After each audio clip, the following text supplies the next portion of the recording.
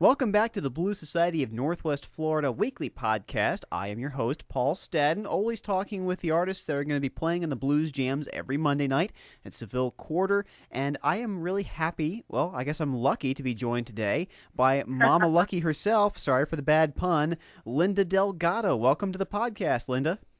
Well, it's a pleasure to be here. Or do you prefer to be called Mama? No, Linda's good. Linda's good. Well, I saw on the Facebook page, I always do my research beforehand. Well, yeah.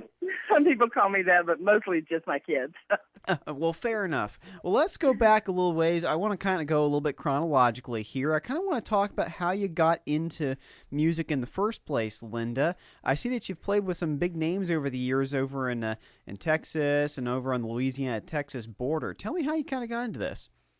I was born and raised on the border of Louisiana, Texas, and Orange, Texas. And it's we have a very musical family. I've had 7 uncles, and they all played an instrument. And so on Sundays, usually after everybody had come over, I lived with my grandmother, and so we all came over there, and they would always play music every Sunday, you know. Yeah, yeah. So when I was about, I don't know, 8 or 9, I started singing behind the door in the kitchen. Nice. And my uncle says, "Oh, you need to come out and sing with us." So. Oh, nice. So it was something that was actively encouraged in your family. They said, you need to do music. Well, my uncle did. Okay, fair enough. Your parents weren't too hot on the idea? I just had my mom, and she was a single mother, and she wasn't home a lot. Right. So in our household, it was like my mother, my sister, me, my uncle, his kids, another uncle, my grandfather, and my grandmother. Nice. So you, obviously you were always the singer. Is it something where you really wanted to strike out on your own, or you were happy being part of a group? Well, I first started singing professionally with my sister. We were a duo, right. And we would play any place anybody would pay us, or not pay us. Right. We played everything from rest homes, and the first paying gig I ever had was at a place called Buster's Crocodile Fights in Sulphur, Louisiana. That's the most awesome name for something I've ever heard. That is... Especially since there's no crocodiles in Louisiana. Yeah, that's awesome, though. The alligators. Well, tell me about getting into doing... I know you were opening for Willie Nelson, and you were... Well, I played rock in... up until 1975, and I started working for the Texas Opry House. Right. And so got an opportunity to meet a lot of really great people. Cool. Including Willie and his entourage. Go ahead and name drop. It's okay. This is the place for it. Yeah, I mean, you know, it was great, and they gave me this opportunity, and then I started really getting into the country and country blues. Right. And joined a group out of Dallas named Lick Skillet, and we just, you know, they liked us, and Willie, we worked with him probably about 8 to 10 months, I guess, opening. Cool. And opened for other people, Charlie Daniels, various people. And I did that. Well, you know, I was on the road from the time I was 22 until I was 30, almost, so. Just constantly on the road, just performing all the time? Yeah. Well, is that something that you enjoy doing? Do you enjoy being more of a home base, like here in Pensacola and sticking around here, or do you like being on the road? Now I probably like it being home base. Fair enough. Back then I loved being on the road. I understand. Well, do you prefer to do more original songs or more covers? I mean, I know you've been doing albums for decades. Yeah. On the first album, there was only two covers. There were 2 covers on the first album, and the rest were original. The second album, all the songs were written by Jim White. Well, tell me about meeting Jim White. Tell me about that process where you got to be with him. Oh, God, that was awesome. He was making his second or third album, and I was working with the drummer that was also working with him.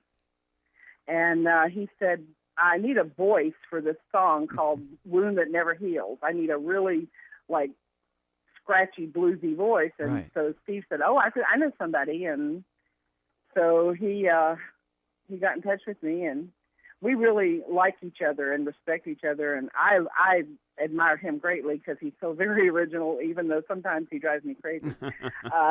Ain't that always the way? But he's wonderfully original, and so when I was on that album, and then I was also on a song on the next album called Coleman Is Here in a Brand New Style. Mm-hmm, mm-hmm. And then he said, I've got all these songs that his label, David Byrne's label at the time, didn't want to do because they considered them too way out there and all that stuff. Right. And he said, would you sing them? And I said, sure, I'll sing them. So, we produced that album. It took almost 5 years to make the album. Tell me about your influences. Who are the people that really got you interested, like the bands that you followed as a kid, the people who were on the radio for you? Well, initially that would have been Hank Williams. Mm-hmm. And I come from an area that's got a lot of blues and rhythm and blues influences. I would go across the river to Sulphur and hear Bobby Blue Bland and James Brown and the Champagne Brothers. Right. And so that was a pretty big influence. Tell me how Mama Lucky got born. That was Jim White. He just said one day, "You're Mama Lucky," and that's how it worked? Yeah, he said it for about 3 years. I'm going, no. And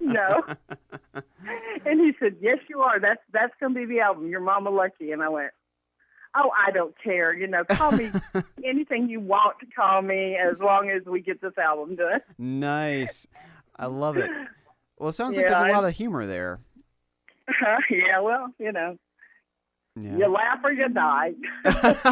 I'm going to put that on a T-shirt. That's pretty awesome. I think it should be on a T-shirt. That's a great idea. I think that I'm going to... Well, okay, I'll let you take it. You can copyright it, and I'll just go ahead and buy one when you finally get around to making it. I'm sure someone else has said it. Well, let's talk a little bit about the new band, about the Mama Lucky Band, and who's in there and who the various roles are. Okay, my keyboard player, my drummer, and my bass player I have known and performed with for over 20 years. Oh, wonderful. Yeah. My keyboard player is Gary Blunt, and 5 years ago we decided, Mama Lucky needed to be on the stage, so we started out just him and I doing the duo. And then we picked up some other people on the way, and JD joined us, and up until last November, there were two other people that were in the band, but that didn't work out, artistic differences and all that. So now Mark Miller is on bass. I've known Mark since, 92, 93, and I've been in a couple of bands with him, and he's a fantastic bass player and a great singer. And then also last November, Lang Holloman joined us playing guitar. Yeah, he's awesome. I've seen him with you guys. Oh, it's been a really wonderful experience with Lang because he's got so much heart, and they all of them do. But finding a guitar player that comes in that has all that heart, I know what you mean. and that love for what they do. And about the third month we were together, he and I wrote a song together that's going to be on the new album. Oh, wonderful! Tell me about the new album. That was going to be my next question.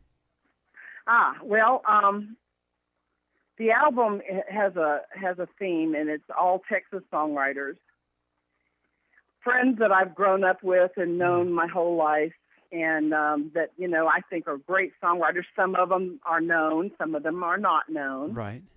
And I love the music that ranges all the way from blues to country blues, and the album really is for a friend of mine who probably without her I wouldn't have continued to be a musician. Right. She was my moral support and just the best friend I ever wanted to have.